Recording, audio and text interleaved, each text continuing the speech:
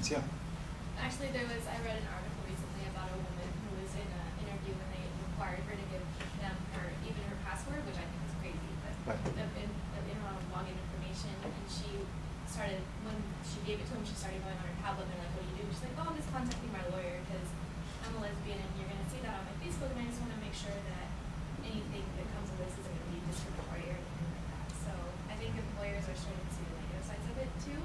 But I was curious if, I mean, if you're over 21, a lot of people drink socially. Right. So if you just have a picture of a beer or a glass of wine, is that really so bad as long as you're not? Honestly, from my perspective, I don't think it is.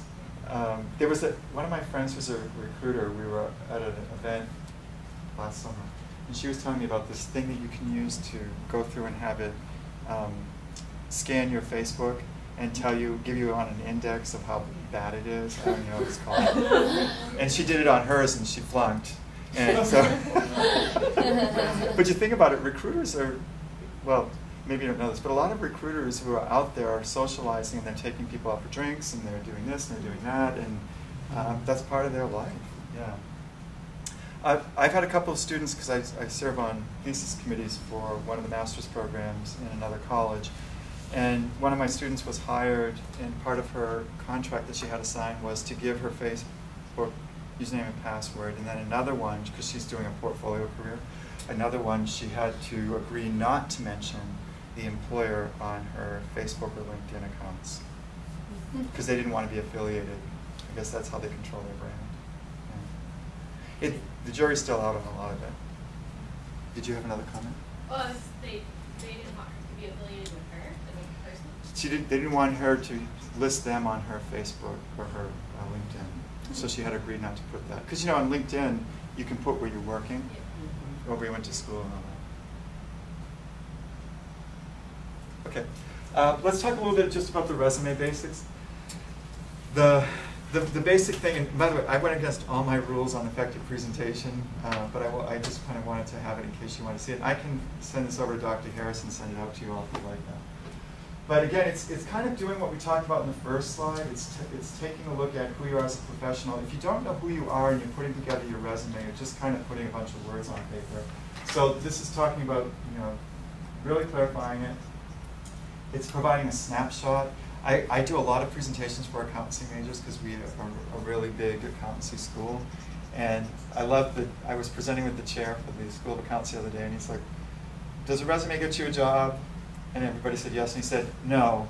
And he said, a resume gets you an interview. And I thought, good for you. So for me, it's a snapshot. And depending upon where you apply, like for federal jobs, et cetera, you're going to need to use different formats, and you may not even use your resume. It's got to be in a format that recruiters understand. We just had Resumania in our office for the career fair yesterday, so on Wednesday I was helping out with resumes. And I always, when I'm sitting with somebody, like if you came in to see me, and I'm sitting with you and I'm reviewing your resume, the first question, if it's really out there, and I saw a few that were really out there, I just say, have you seen our resume guide? And thank goodness all of them said no. And I was like, good, I want to show it to you. And I would say the same thing with this. I would say, did you take a look at that resume guide that we sent around? But the format is so important because what I hear from all of our recruiters, regardless of industry, is I've got about 2 seconds to look at a resume. And honestly, the first scan of a resume for even a job search in a career center is going through HR, and HR is doing a very quick sort of scan through. I put this down because it reflects what I put on the handout, which is the boundaries of resumes really have expanded. Your resume is on LinkedIn, it is on Facebook, it's on any number of, Pinterest, I would even say is coming into that realm. Any place where you're putting information out about yourself. And then I put this about the experience section, and by the way, these have several different formats, just to demonstrate again what I talked about earlier in terms of who you are as a professional and your professional experience has done for you. The nice thing about the industry that you all or that we all are in is we're allowed to say a little bit more about ourselves than most people are. I like that very much. We're bordering on having CVs, and in some cases we do. If we go for a PhD, we have a CV. So those are some basics on effective resumes. And this is, some basic advice, but I just did this with someone the other day. Take out the personal pronouns. So this, I think I do it next month becomes this. So that you're not using, even if you're using narrative format, you don't really include I. That's kind of a given, but sometimes people forget that. It's more like a tweet than it is like a full-blown text. And by the way, I gave you what I think are better examples in the guide, because the guide has more like student affairs backgrounds. This is just to call out to say, the basic thing that I tell everybody is that what really gets you the interview, the second look, is the experience section. And so that's really where you're going to want to put most of your emphasis. And depending upon what you're looking for or what you want to demonstrate, do include things like wait staff experience. One of the people I was meeting with yesterday was an accountancy major, and she had been a waitress and worked in a store, and she didn't have it on her resume. And I looked at her resume, and then I looked at her, and I said, okay, I'm going to just ask you this question. If you haven't, don't worry about it. But have you ever worked in a position or done an internship or anything? And she's like, oh yeah, I was a waitress for 5 years, and I was this. And I looked at her and I said, why didn't you put it on your resume? And she said, well, it's not relevant to accountancy. And I said, okay, well, let's talk a little bit of accountancy. I said, do you do any sort of cash balances? Are you responsible for that at the end of the day? And she said, yeah, I do the register, and I have to reconcile it. And I said, what do you think accountants do? I was like, so let's get some verbiage, let's wrap some words around that, and let's start you looking like somebody who has the potential to be an accountant. I want to show them that piece. And I said, and I'm guessing you deal with all sorts of different people as a waitstaff person. And she said, oh yeah. And I said, okay, well, let's talk about problem resolution, let's talk about customer service, all of that. Because when the Big Four or whomever you're going mid-tier hire you, they want you to have those people skills, especially if you go into audit and you're going to be on site with your staff. So this is the functional skills resume. And the guide I gave you doesn't have a functional skills resume. So would anybody like me to talk more about this, or is this pretty clear to you? Because I can talk about this if you'd like. Have any of you done functional skills resumes? Yeah. Is that in place of experience? Right. Experience? Right. It's when people don't have either the relevant experience, they don't have the direct experience, or they don't have a lot of experience, they would do this. And it would be more along your functional skills. So this could be, communication, teamwork, research, and then you would have a narrative underneath that. That would be like in a block format. I can tell you when I used it. I was doing my master's at Penn State in communication, and Arthur Anderson, which is now out of business, but was huge at that point, came to Penn State, and they were hiring over in educational technology. And I was talking to a friend of mine, and I said, oh, I'd like to work in training. And she said, well, just do a functional skills resume. And I was at that time, I was teaching public speaking. So I just did, communication, team building, and I forgot the other one, curriculum development. And I walked over with my resume, and this is like eons ago, so this was when paper resumes were still being used. And I said to her, she was in between interviews, and I said, would you take a look at my resume? I don't necessarily have to work for you folks, but I'd like you to see your feedback. And she looked at it and she said, this is exactly what we're hiring for. So it worked out really well for me. And there are certain situations where I think this is good. I'm guessing for most of you, you don't need to go here because you're doing internships and things that are relevant. But if you've got a friend who may be transitioning into the workforce after a number of years out, or as a student, this would be a really good format for them to use. And our resume guide for our center, which is also available on our website, has examples of functional skills resumes. Any questions about that one? Okay. So these are some of the things to avoid.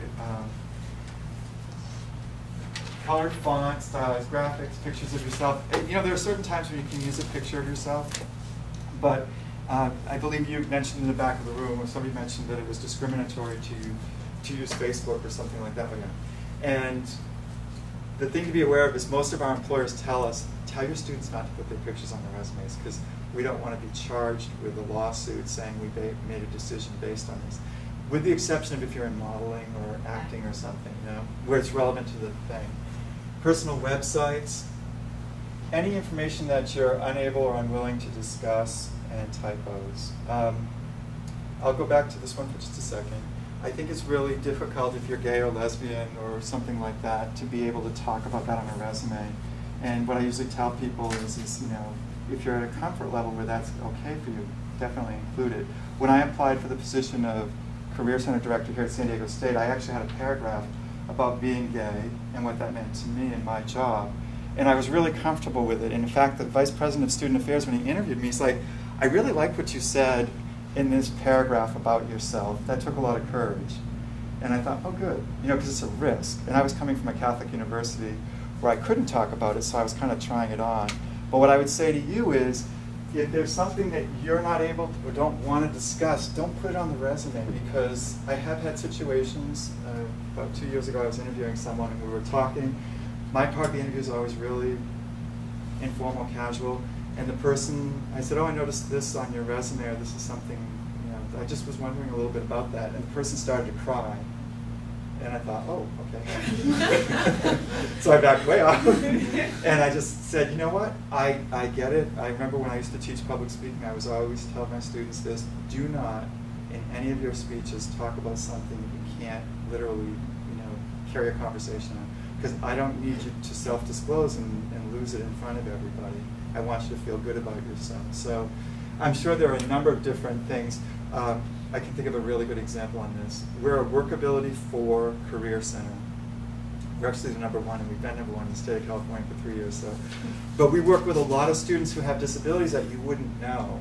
And so a lot of times we talk about this whole thing of, when in the interview process do you disclose to someone that you have a disability, or do you put it on your resume? And are employers allowed to, you know, ask about that? So that's another one that I would get some guidance on. And if you want to put it on your resume and you haven't practiced talking about it, find a venue where you can, because that's a real tough one. How much is enough? Oh, yeah. That question. Oh, yeah, sorry. I just had a quick question on the personal social, the website one. I was talking with one of the career service people in UCSD, and she was actually talking about how people are including their LinkedIn accounts now on the website, and then she even had an example resume where they had quotes from their recommendations from LinkedIn on the resume. So I think that I have that on my guide too. Okay. Yeah, it either says email address or LinkedIn HTM or something like that. Yeah. Yeah. Email address and LinkedIn address. What I was thinking about more was, previously when I was working at a private university, somebody put on their personal their web address, and one of the employers called me, contacted me and said, have you checked this out yet? And I was like, no, you know, I mean, we have so many students that work with us. And I went to the website, and this person is a poet, and it was a very graphic website with lots of profanity. And you know, I'm fine. I mean, I get the idea of art, and I get the idea of poetry and all that. In fact, I've taken a number of poetry classes, but when I went there, even I was shocked. I was like, okay, I'll call them. So I would just say it was more along those lines, yeah. But that's a great point. And I'm sorry I didn't see you. The room is so dark that when I get here, I can't see anybody. So people often ask, how much should I have on my resumes? I would say just enough to get them interested. It's kind of like what the accountancy chair said. It's not, you know, to get you the interview, it doesn't get you the job. And I work with engineers and accountants do this without fail. They always give me way more information than I need. So do former military. A lot of former military do this. They go to, like, they tell you everything about it.